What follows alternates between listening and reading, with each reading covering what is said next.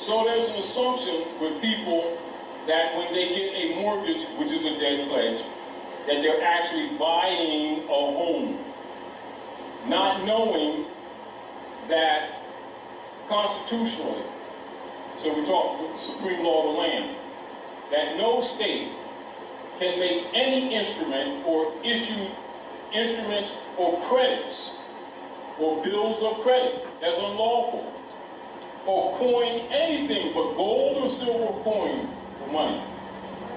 And they created private commercial paper, stole our gold, and trained the people from childhood that the private commercial papers of the Jesuits is money, and then get you to call it money. Now you're part of the fraud. Now you've taken the karmic debt off of them because you call their private commercial paper money, and because it's private, they can tax you on it because it's not yours. It's used to discharge against the estate that they didn't tell you about. Are we clear? And then they gave you deeds. Now, check this out. This is why on the flash drive we gave people even the congressional records, even where Tropicon is talking about, which they could find themselves if they just do research. In 1913, Woodrow Wilson, to counter Noble Ali, sold their operative bankrupt government platform to the Jesuit order off Jekyll Island, Georgia.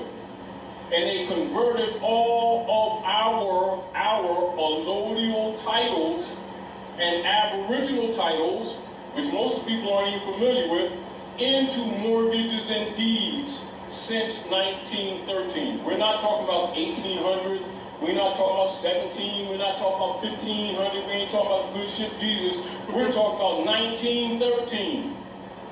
All the allodial titles that represent your ownership and represent your right of stewardship over your estates and property were converted into mortgages and deeds 1913. Are we clear? Clear. Those are not instruments of ownership. They're instruments of serfdom. They're sharecropping instruments.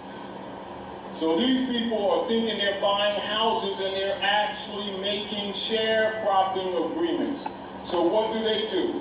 They measure your work life, and they'll call you as a corporation or corpse, what is your income? Then you start saying what your income is, when the truth of the matter is your wages are not income. Income only applies to foreign corporate operations in a foreign jurisdiction. And it is the profit after capital investment in a corporate capacity. It has nothing to do with natural men and women's labor or wages. They are not the same thing.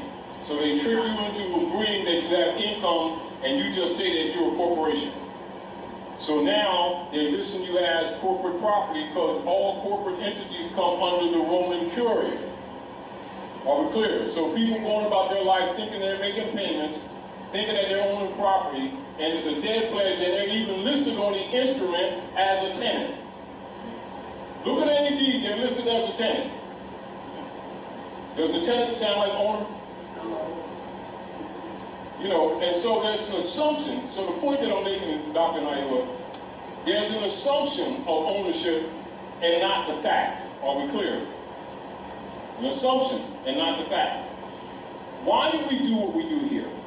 Is we're clearing these issues up so that we can start becoming competent, changing our language, changing how we sign things, and understand that anything that you sign is a negotiable instrument. Know it. And as soon as you give it to them, they will securitize it. And then put you on a debtor ledger. This is what they do. This is what they do. All corporate state agencies, clerks do this every day, and that's their operation. This is why when you see people get a little bit weight, whether they're Asiatics or Europeans, matters not, and they go down to those clerks, and then they try to either claim the birth certificates or claim the estate or do a reversion That's why you see all of those people behind them clerk's offices start getting hostile. Because they're living off of you. You aren't supposed to know this, because they know if you come like that, you're either past 30 degrees, 33 degrees in masonry, or Eastern Star, and you're not supposed to be talking openly anyway, and that you get ready to try to free these other dummies that's walking there and thinking they're making payments and then discharging. Are we clear? See, so these people, like as we opened up, the people are under the assumption that they understand the things that they're operating with and in, and they do not. We're not informing you, just informing you. We're telling what occurs in your life every day. We're making you aware of it. We're not telling you something that does not apply to you. We're making you aware of something and things and operations that occur every day in every community all across this country, but that the masses are unaware of it or ignorant to it. Are we clear? Clear. Are we clear? Clear. So understand this information is not given to you just as an information principle. This is what is in operation. But the reason we're telling you is because when you begin to change your language, it kills the bonds. That's how you slay the dragon. You slay the dragon because you will stop feeding the dragon. This is where it's talked about in the Septuaginta of the Bible, where they say that these people will not be able to buy or sell less with the mark or the number of the beast. And then they will say, in the Bible says, the mystery of the son of perdition will be revealed, for it is the number of a man. And these people keep looking for some mystery devil in the sky and in the ground. Don't dig too deep, because you might run into something ugly and he comes up with a red tail and stuff. No, it's people looking you right in your face. You understand? They bleed and they sleep just like you. The best way they can get away with is get you looking for the mystery devils and the mystery gods, and the real deal is they are both devils and gods before your face, pulling you into the pits of hell of ignorance while operating on your estate. And the comfort zone is you believing that you know what's going on when you really damn don't.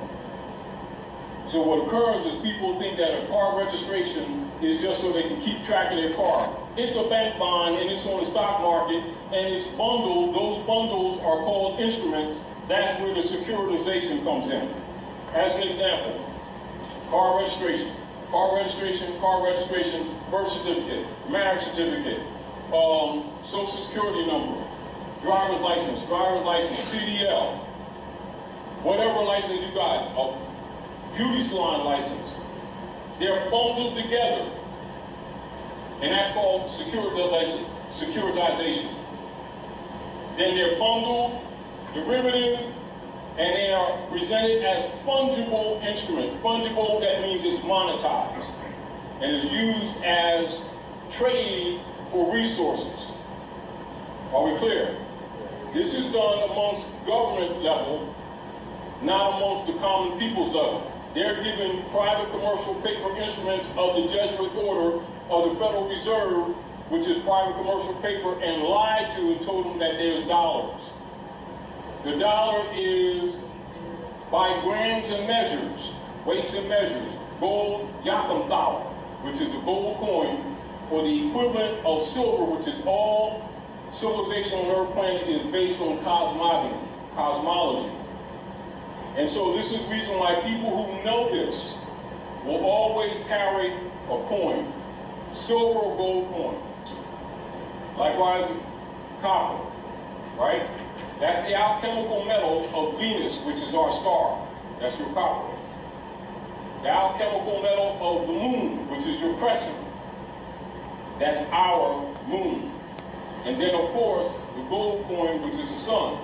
And when you see in the Bible, Septuaginta, when the divine order says, I leave these signs for you, the sun, the moon, and the stars. And this is the keys, the civilization on Earth. So that's the moon, the money. And so the 360 degrees is broken into 4 quarters.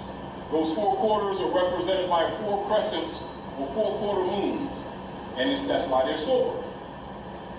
And you put the 4 quarters, and it makes a hole 360 degrees, but the 360 degrees is also what? 100%. This is where you get your centiles. And then with our crescent or the dog star, etc., it is copper. That's why our buildings are capped with copper. You understand? Until the Europeans start stealing it. So they came to steal our gold and the silver, and then they gave you fiat. And they've been training you from childhood that they're giving you the money. This is the money. This is why in all secret societies or made men will carry a coin. Sometimes they'll press a coin from different orders, and it will be of some precious metal, usually gold or silver. And then sometimes in your lesser degrees, they may give bronze or brass or something like that, but they will carry a coin. And when they're dealing with other people to talk to them, to let them know they're a made man or a made woman, they might pull out a coin and just spin it or do something like that, and the person recognizes that they're not amongst the dead. Do you understand? Or they may give some sign or symbol to know, let the people know they're not amongst the dead. And that's how you talk amongst the dead while talking to someone else who's alive. And so therefore they're free and accepted in society. Now, understand this. And so it's important for them to promote that that's a negative position so people don't ever look at it. When it's really all about them. Are we clear? Now, when I told you all to look at this, I want corruption without hierarchy. The U.S. democracy order was set up for the specific purpose to protect the corruption. So it's important for the people to think that it is the legitimate republic's platform. The republic was overthrown in 1861. That's what the Civil War was all about. The Act of Congress 1871, February 2nd, was the perfecting of the political platform by which the overthrow operatives could operate and appear legitimate. That's the U.S. democracy that you're suffering from right now. So if they can get you start talking about colors and racism, you're not paying attention to what's really happening to you. This is why that paradigm is promoted. Are we clear? This is why, like you see anyone that's in the power positions of black leadership guys are taken to what is called Muhammad's Mountain. The Masonic term would be called the mountaintop. The mountaintop is their great seal that you see on the back of the note, which is a debt. It's not a value, it's a debt instrument. Are we clear? And the only president ever to use the great seal was John Hanson, who was the first president for the order, 1781. He was a Moor. No president, European president, ever used that seal thereafter. That's why they're all silent. You'll see it on the note, and the only ones that's claiming or putting a claim on it are members of the Illuminati, claiming your estate because you insist on being black, which means you've abandoned your estate. That's the source of their power. Are we clear? So let's go into, I'm going to read this letter to the, now keep that in mind, 1906, right? Our children so they can't compete. See, John Hanson, a man of Moorish descent, right, was the first president for the United States of North America after the adoption of the Republican form of government under the jurisdiction of what was originally called the Congress of the Confederation. Confederation operated and administered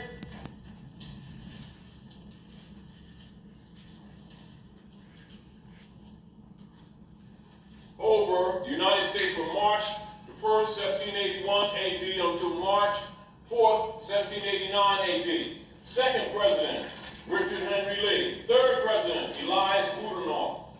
Fourth president, Thomas Mifflin. Fifth president, John Hancock. Sixth president, Nathaniel Gorham. Seventh president, Arthur St. Clair. That's when the treaty was drafted. Eighth president, Cyrus Griffin. Ninth president, George Washington. You see, this is history that's held from you. Where can we get a copy of that? You've got it covered. I'll get to you as quickly as possible. So we get Because some you got a more. flash drive, you can get it right now.